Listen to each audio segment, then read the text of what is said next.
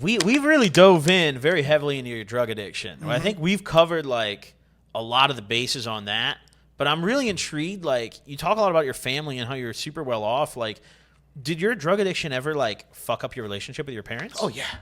When was like how early on did it start like straining that relationship? Well, I would say off rip, but off rip. They knew like very fast that you were doing drugs. So here's the stupid ass move that I did with my parents. Okay. And because I got two older brothers who were 12 and 14 years older than me, respectively, essentially like they're like cool uncles. They're not even real. They're my brothers. You I didn't love really them. grow up with them at all. Yeah. By the time I was 5, they moving out, going to college in different states and all that. You feel me? But my oldest brother, he was a drug addict back in the day. And so my parents were fully indoctrinated by rehab culture and AA and addiction. So from the time I'm super young, like I want to say my earliest memory maybe is like 7 or 8 years old. My parents are telling me, you have the gene of a drug addict. You can never get high. If you smoke one joint, you'll be, you feel me, scratching and itching on Skid Row. So addiction runs in your family. Yeah, addiction runs in my family. That's fucking heavy. Look, addiction runs in everybody's family. Let's keep it a stack. I got some crackhead ass uncles. Everybody's got a crackhead uncle. It's in. There's no DNA strand that doesn't contain a little bit of addiction in there in some capacity. Just whether yours is enabled or not. Yeah. And mine has. I would say there's like a little bit stronger than usual. You got 2 of them and they're active. Yeah, exactly. Yeah. I got 2 of them hoes, and so they were telling me before I even got high, like, you're going to be an addict, da-da-da-da-da. And then, of course, they're putting me on Ritalin and Adderall and all this shit. Oh, so you're already fucking exposed to it. Yeah, super young. I'm, like, fresh out of diapers and that shit. You really? Feel me? Damn near. No, I'm probably, like, 10 or 11, but that's that's so young. That's around the age when I started Adderall, too, bro. I can't believe that, like, doctors were giving us that shit at that age. What 12-year-old needs Adderall 20? Like, bruh, like, he can't focus. Let's give him some crystal meth.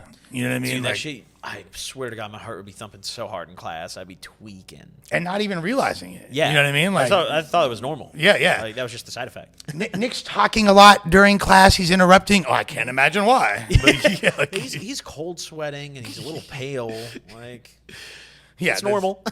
Literally. So, but it started to really affect my relationship with them. I would say, so I say that to say when I first started getting high and I got caught with weed for the first time, when my parents like found weed in my room, I'm like 13 or whatever, my initial thing was to tell them I'm a drug addict, I'm out of control. Because it was like my way of hoping it would get me out of trouble. Really, my dumb ass could have just been like, yeah, I smoked weed, ground me for the weekend. It'll be straight. You feel me? Like, it's not a big deal. Yeah, saying you're a drug addict makes that like 100 times I was worse. like, I need help.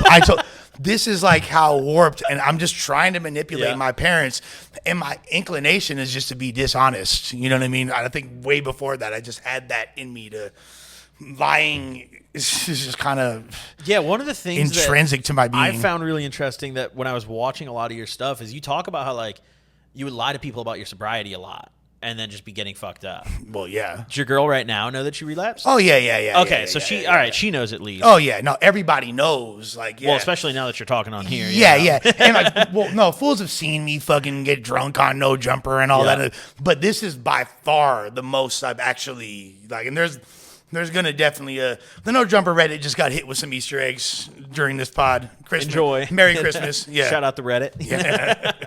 So, you kind of were lying to your parents a lot when you were younger.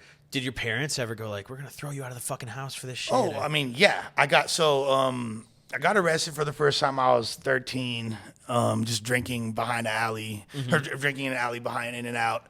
And then when I was 16, I got busted. And when I got busted when I was 16, it was super crazy, and it was at a really crazy time because my mom was in Italy. My mom's family's from Italy. So she's taking her mother to visit like the motherland for her last time because my grandma getting old at that time and all that. You feel me? Yep. It's like going to be her last trip. So my mom's out there with her mother, and it's just like my dad trying to like hold it down and like most of like my dad's an amazing guy, but he was like working a lot, so he wasn't really around. So like that summer, it was a summer going into my junior year of high school. I wound up getting busted, and I got busted just tagging. I'm just like catching a spot, but they said vandalism, trespassing, and possession with intent to distribute, because I had a few dime bags on me, right?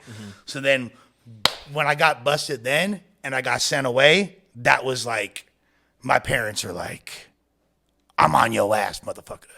You know what I mean? Like, Shit got serious real quick. Yeah, yeah. And they were like, they knew that pretty much at that point, that deteriorated any real genuine relationship that I had with my parents for years to come, because there was no point of being honest to them. Yep. There was no point of leveling with them.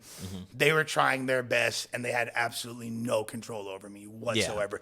They kicked me out. Cool. Kick me out. Bitch, I'm running away. Yeah, what I'm the crashing on fuck? the couch of my homie's crib, Yeah, and we're lit. Exactly. Like I dipped when I was 17. You Yep. feel me? I dipped when I was 17. I had a bitch that was lived in Hollywood on Sunset and Poinsettia. You feel me? Like, little tweaker ass, hooker ass bitch, you feel me? I'm living on this bitch's couch or in her bed. And yeah, I was outside. My parents were begging me to come home at a certain point, because they're like, shit, we don't want our kid to die. You know what I mean? Like, that's literally what it was. Like, but yeah, there was no genuine relationship with my family for years. How quickly after you started smoking weed and getting in trouble for that did you start doing like harder shit? Like harder shit as far as like we would like whippets and like sipping syrup, like, which by the way was super tame back then. Like the lean, what the fuck is going on? Like, first of all, I'll just say it. You guys are all fucking losers. You know what I'm saying? You guys are all fucking losers. You're not even high. Yeah, you get high off that shit, but like, bruh, a brick of lean, a pint of lean was like $280 in 2012. The good old days. Yeah, activists. Yep.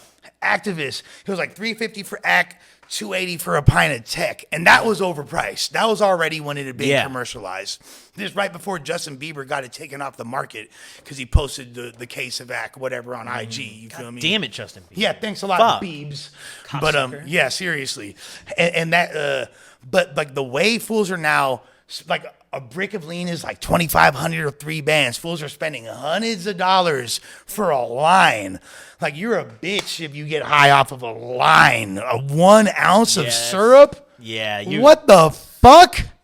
That's facts, actually. You are all posers, each and every last one of y'all. You feel me? Like, that shit is lame. There's gonna be a lot of angry comments. I'm now. sorry. Yeah, I There's get gonna it. be I get probably it. like 30 dudes with like the pints and the stack of money as their Avi. They're gonna come in. They're gonna comment. They're gonna be like, "Fuck you." Then they're gonna link their Telegram at the bottom. Totally, and I get it, and I respect the hustle. And you know, I have sipped syrup this year, and it is a great. Not to like encourage the youth, but I mean, they're gonna do it either way, no matter what you say. Like, if someone wants to sip lean, they're gonna probably doing it right now. Yeah, but really, like the people that are real sippers, for real, if you still like, you know, like the homie Brick, for example, like he's a real sipper. You know what I'm saying? There's real sippers out there. Fools are taking perkies with that shit because promethazine is an opiate potentiator. You know what I'm saying? Like, Yep. But like, so back to your initial question. Sorry to go on this tangent. No, you're good. Shouts to all the really cool, awesome lean sippers. You guys look awesome. The real sippers, not the posers. You feel me? Exactly. Not the posers.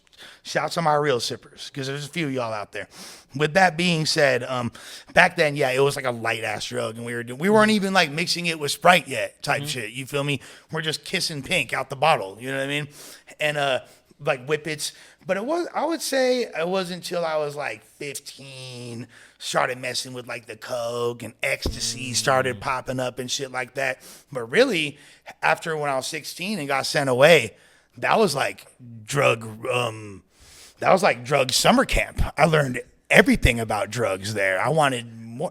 Oh yeah, and I had been messing with the psychs. I first shroomed and acid and shit like that. But after that, when I got home, it was on and cracking. Dude, whenever you get sent away to those places when you get in trouble, it always has the opposite effect. Yeah. Like, it literally never fixes it. 100%. I got thrown out of my my high school and sent to an alternative school, and I was literally just smoking weed and popping Zans at the time. And I got to that alternative school, and I started doing fucking everything. Like, we were passing out off Zans in the bathroom and shit in gym class, too. Like, It was bad. And you you're know? like, you're not even the worst kid there. No, I I was very tame, dude. Yeah. Like, me and my friends were doing everything, dude. Absolutely everything. We'd show up to school still tripping off acid from the night before and then, like, redose at lunch. Like, it was bad. But I was a pretty well behaved for that context. And I feel like if I didn't get sent off to any of those programs, I probably would have just kind of, like, slowed down and like gone to college still, maybe. Right. You know? Who knows? Did you like finish school, or what's your education level? I finished high school. Nice. That's I finished high school. Oh, for real? I dropped out. Yeah. Okay. I did. You even got the GED? You know. I did. My PO made me get a GED, so I did get a GED. So it counts. Count it. I technically, yeah, I guess that counts. I dropped out literally the second day of my senior year, which was like the stupidest time to drop out. You know, I was almost done. So I got expelled from private school. I got expelled from public school. I got expelled from continuation school, and then I graduated from charter school. Nice. And I was supposed to go to college. Like, my mom was super hyper vigilant about me, you know, filling out all these applications, and I got accepted to a lot of I did good on my SATs. I always tested pretty well, you know what I'm saying? And I was supposed to go to like a liberal arts school in the East Coast, and I'm really glad I didn't, because it would have turned out a fucking mark. Like, if y'all think I'm a buster now, like, I would have been 100 times worse. Like, same guy, just plus a liberal arts degree. Yeah, exactly. I would have been bald, but like with a ponytail in the end, and like. But my thoughts were, before I went to the school, I was like, damn, 70% females.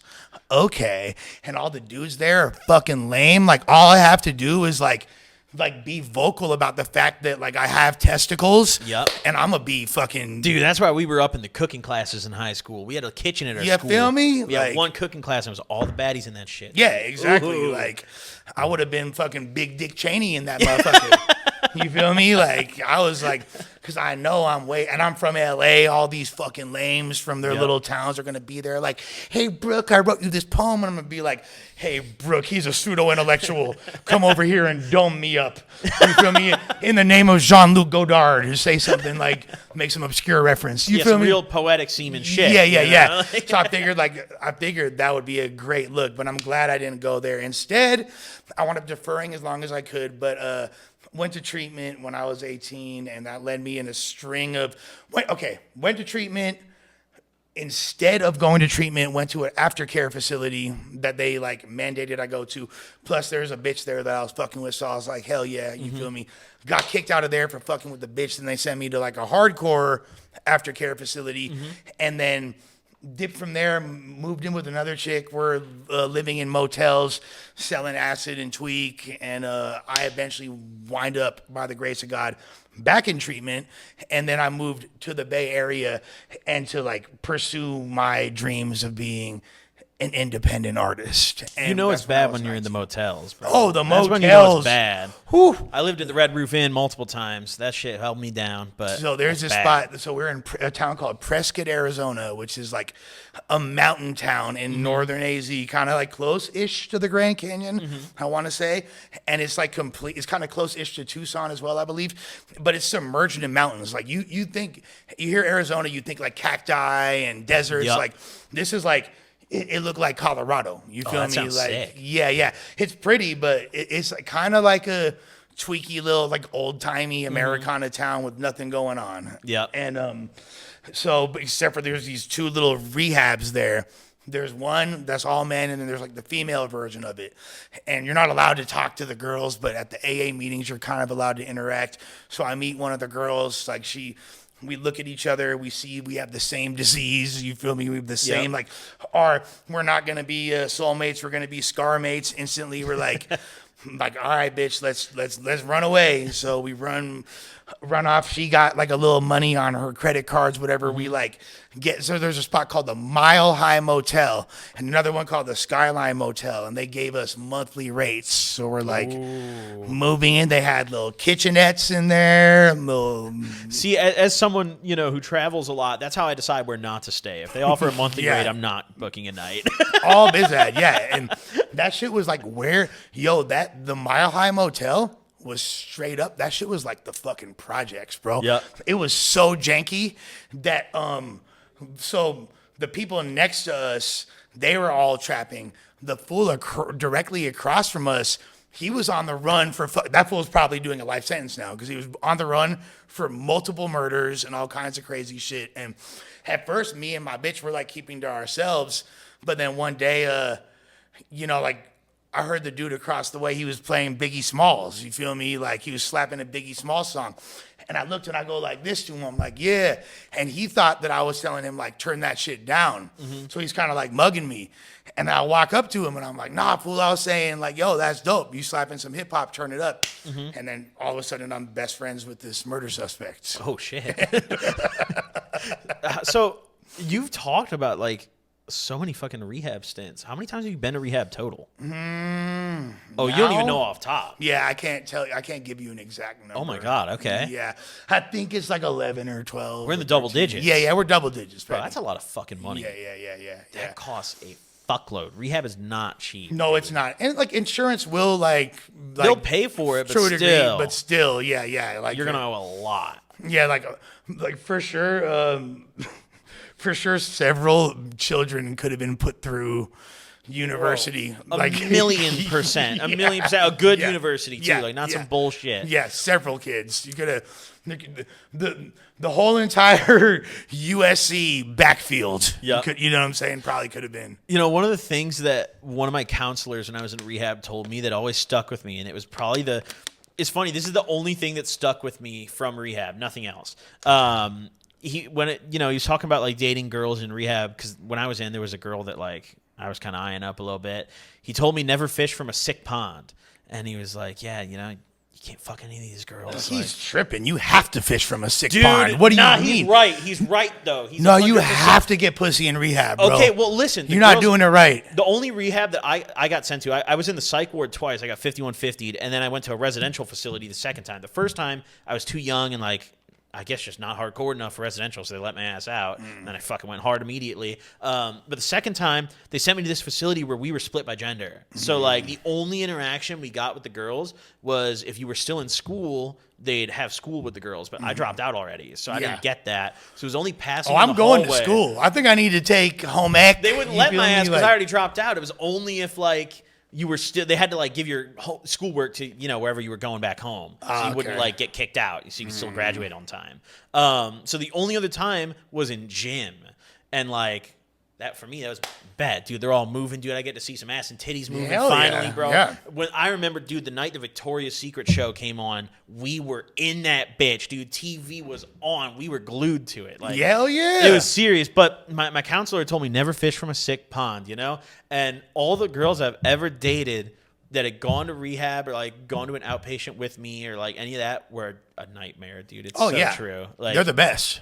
Well, yeah, they are. Yeah, in some contexts, Crazy like, pussy hit different. It does, and it's amazing while you're in the moment. Like, yeah, for sure. Meth pussy's great. I'm not gonna lie. I've fucked a meth head before, and like it's cool and everything. But like straight demons.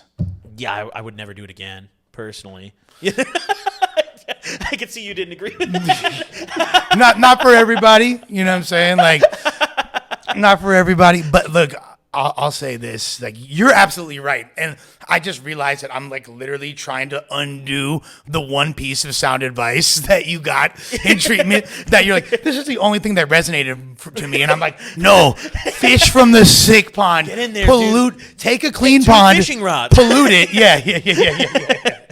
Just put a stick of dynamite in that motherfucker. Watch them float to the surface. Like that's and it's my inclination. I can't help myself if there's bitches around, and that's why I actually think the last rehab did good because there's no girls there. It was all dudes. You can't have distractions. You just got to lock in. I'm going to fall in love with you if you're a girl in rehab with me. I mean, I think those emotions you go through when you're sober too, like you don't feel those emotions for a long time, you know? So like when you're locked in there and you can't get high or anything, like, well, you can't get high in a lot of rehabs actually, but you're locked in there. Usually you can't get high.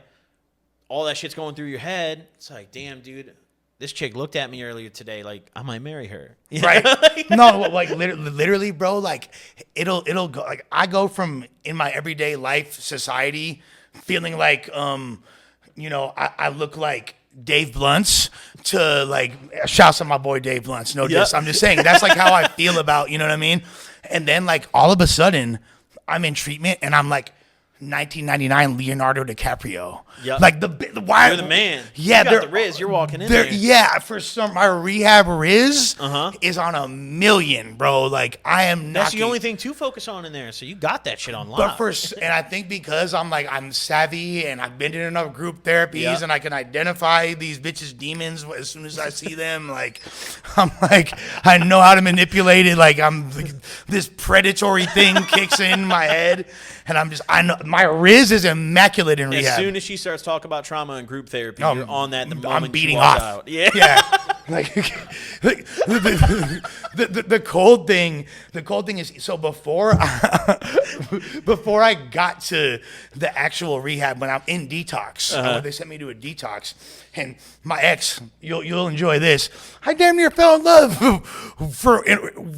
with a bitch during the week I'm in detox. You feel me? Yeah. No, like we were getting really close. She cried when I left. She's like, it was like so intense. Can't fall for those crocodile tears, man. Yeah, I'm sorry, Lauren. You were dope. And the cold part about her was when I went to rehab, we wound up going to an AA meeting in the town, and like she, I guess, was in some other like rehab, and they were there, and the bitch would not make eye contact with me. It was like the therapist or the counselors told her like, he's toxic, stay away from him, To the point, all the other people that were there, all the other chicks, are, oh, Nick, what's up? Good to see you. This bitch would not, and I'm just like, no. You feel me? She would not break her neck, and I was like, damn, fuck you, Lauren. But well, Lauren, we hope you're doing better. Yeah, we do. We hope you're doing better over here, Lauren. Call him up. Well, wait, you're not single. You're not single. No, I'm with my bitch now. My bitch will beat Lauren's ass. Who do you think is the like best fighter out of all the bitches you've had? Oh, my girlfriend now by a significant margin. She's the number one? Oh, yeah. What makes that? Like you're so confident in this? Oh, bro, because she's a squabbler. Like she's a squabbler, bro. My Hina's got hands, bro. Damn. Manotas. You feel me? My girl can't fight, dude. She probably fuck my shit up. It's you know what? Rock my girl's shit, dude. No, I've never been with a girl that's I've dated girls that are tough, but for show, none of them want my bitch's fade. Yep. She'll knock them all out. Quick. Dude, I had to drag my girl out of a cop car last weekend. Really? Yeah. Last weekend because she got in a bar fight with a dude. Damn. You feel me? Like she win it? She won. Good for her. Yeah. Good for her. I had to drive to Rancho Cucamonga from being asleep at like 12:20 a.m., which is like an hour drive. And the police released her to my custody. You can monetize that if she's out there fighting like that, bro. Like you could easily make a channel for her. And we've talked about and that's the thing. I don't want to encourage like this thing, but what I am. She's already out there fighting. She is. She is like I was like, hey, there's names and games, Foxy Boxing. You feel me? $300, knock a bitch out. You feel me? She ever smack you? Oh yeah. Oh yeah. She's for sure. And I will never put hands on. Yeah, her. you just sometimes you deserve it, I don't even know if I did put hands on her, who would win. Damn near, like. If she's out fucking up dudes at the bar, you might get fucked up. She's 5'2" in Guatemala, and so I do like my chances. You feel me? But you know what they say, the shorter a Latina is, the more toxic they are. Some of those tiny people are swole, bro. You ever seen Mighty Mouse fight? Well, they're closer to hell. Yeah, you know what I mean? Oh, true. They're closer to hell. And once you get to like Central America, like where my girl's from, Guatemala, these people coming from deep in the jungle and shit like that. They're serious. That's some like crazy third world survival tendencies that we are not accustomed to. So basically, I'm a fish in a barrel for her. You feel me? Like she got me. But no, I love my woman, and I'm grateful for her. And we have despite whatever difficulties we have, she's like the greatest thing in the world to me. So I love her, and she's amazing. Hell yeah, that's beautiful. She's dope that's a as beautiful fuck. thing. Only one that could put up with my crazy ass. I mean, yeah, it sounds like she's holding you down, dude. You gotta fucking get sober soon so she stops getting mad. Yeah, she be on my helmet about it. Lately it's been like the habit of the past week, which I fucked up on today, was don't drink before noon. Oh fuck. That's like the thing. Don't drink before noon. 12:01, you're good. 12:01, I'm allowed to, you feel me, get a buzz ball. We got some liquor in this bitch, bro. Yeah, let's drink. You want some liquor? You want to go grab a bottle of Henny? Yeah. You got 2 shot glasses in the cabinet above the sink. Hennessy sounds better Hennessy, than Jaeger. Do we have Grey Goose still? Or is that gone? We got a lot of liquor in this bitch, bro. We stay prepared. I'm not going to lie. If you have tequila, if not, Henny would be cool. For sure, no tequila. It makes me so sick. Okay, there it is. No, you can drink it. I just don't know. We're drinking Eam then. So. We're drinking Eam. Fuck it. All right, fuck it, dude. I got to drive home later. We'll worry about that. Yeah, we're not going to get like, we don't got to get smacked like that. I'll get smacked, dude. We can Uber. We'll do what we do. You brought a designated driver. Yeah. I don't have one, but like I got Waymo now. I got approved for that, so I can take that shit. We Gucci then. You know, you ever take a Waymo? I have not. I was thinking of hotboxing one for like a video. I think they'll shut that motherfucker down. They probably will, but I want to see how fast. Yeah, that's a good thing. Because there is like cameras and things like that. Are they going to be on that shit immediately? Like first hit, they're like, yo, get the fuck out. I think they might even be on your helmet if you try to fucking hit a blinker. No shot. They're like that, dude. I mean, shit. That's got to be a pretty lit job to have, though. You're just sitting there watching some guy riding a car. It's kind of like you're probably hitting blinkers at the desk. I feel like that's a very voyeuristic, creepy job to have, too. Well, yeah. But... could be worse. You could be the guy who watches like the dressing room camera at like Macy's. Right. That guy's stroking it. Like, and I feel like there's a thin line between these two guys. They're essentially the same person. True. Yeah, I could probably consciously deal with watching people ride in the car without them knowing though, but like the dressing room's far beyond my line. Yeah. and then where this leads are the dudes that have live feeds on the dark web of toilet bowls in Japan or whatever, you know what I'm saying? Like cameras in public restrooms. Yeah, that's like that's where that rabbit hole leads to. I don't know how much you want to pour yourself. I always pour too heavy, so. The young Yadadahim. Hey, I ain't above you, I ain't below you. I'm right here with you. I like that. Come on, player. Yes, sir. Cheers. Ooh. We haven't had some heady since like Neff came on. Ooh. Oh, shouts to Neff. That was a great episode, dude. He's a fun guy. You know Alex, his manager? Yeah, he came through too. He's my homeboy. Ain't nobody cool? That's the homie. Good dude, bro. That's a fucking guy. Shout out Alex. Shout out Neff. Yeah. Tune into their music.